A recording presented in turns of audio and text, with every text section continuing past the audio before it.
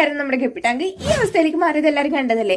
ആ ടാങ്ക് ഈ കൊല്ലത്തിലേക്ക് എങ്ങനെ എത്തിയെന്നാണ് നമ്മൾ കാണാൻ പോകുന്നത്. നമ്മുടെ ടാങ്ക് ഒരു തുള്ളി വെള്ളം പോലും ഇല്ലാതെ ഇത്രയും പറ്റി വരണ്ടിരിക്കാനുള്ള കാരണം ഇതാണെന്ന് എല്ലാവർക്കും അറിയുന്നത്. കഴിഞ്ഞ ശനിയാഴ്ച തുടങ്ങിയ ഒരു പ്രോസസ്സാണ്. ഡെഡിനെ പറി ചെയ്യുന്നു, ടാങ്ക് ക്ലീൻ ചെയ്യുന്നു, വെള്ളം നിറയ്ക്കുന്നു, ഇത് തന്നെ റിപ്പീറ്റ്. പക്ഷെ ഡെഡ് ഫിഷിന്റെ നമ്പർ കൂടിയപ്പോഴേക്ക് അഞ്ചല് പറഞ്ഞ പോലെ എന്തായാലും ഡിസിൻഫെക്ട് ചെയ്യാൻ തീരുമാനിച്ചിട്ട് അങ്ങനെ ഗപ്പികളൊക്കെ പിടിച്ച് മാറ്റിയിട്ടുണ്ട്. 2 ദിവസത്തിന് മേലെ എടുത്തിട്ടാണ് നമ്മൾ ഗപ്പികളെ മുഴുവൻ പിടിച്ച് മാറ്റിയത് കേട്ടോ. പിന്നെ പേരൻസിന്റെ കുഞ്ഞുങ്ങളൊക്കെ സെപ്പറേറ്റ് ചെയ്താണ് കീപ്പ് ചെയ്യുന്നത്. എന്നാ പിന്നെ ഇനി വൈകിക്കാതെ നമുക്ക് കാര്യപരിപാടിയിലേക്ക് കിടക്കാം. ആരംഭിക്കട്ടോ. അതിന് ആവശ്യമായ സാധനങ്ങൾ: കല്ലുപ്പ്, പൊട്ടാസ്യം പെർമാംഗനേറ്റ്, അത് കവറിന്ന് പൊളിച്ചെടുത്തത്, കുറച്ച് വെള്ളം, വെള്ളത്തിലേക്ക് പൊട്ടാസ്യം പെർമാംഗനേറ്റ് ഇടുന്നു, അത് ബോംബ് പൊട്ടിയ പോലെ സ്പ്രെഡ് ആവുന്നു, പിന്നെ കുറച്ച് കല്ലുപ്പ് വാരി ഇടുന്നു, അത് നല്ലോണം മിക്സ് ചെയ്തിട്ട് ടാങ്കിലേക്ക് ഒഴിക്കുന്നു.